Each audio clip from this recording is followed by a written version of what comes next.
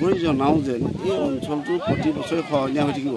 আমি খহনীয়াত যা গৈ প্ৰতিদিনে এনেকেই লোকৰ চোৱা পাতনি বাগৰি ফুৰিব লাগিব নেকি? PWআলিটো আমাৰ থবলৈ থাকিবলৈ জেগা নাই। সেয়েহে অতি সোনকালে অনুৰোধ কৰিছোঁ, অনতিপলমে আহি আমাক এই খহনীয়াৰ পৰা ৰক্ষা কৰে যেন। এয়া আপোনালোকৰ ওচৰত বিনম্ৰ অনুৰোধ। চৰকাৰক এটাই অনুৰোধ জনাইছোঁ, তেখেতলোকে বান্দৰবাৰীত শৈল স্পাৰ দিয়ক। শৈল স্পাৰ যদি নিদিয়ে এইটো জেগা এইটো নাই বুলি আপোনাৰ 7খন গাঁও গুচি যাব।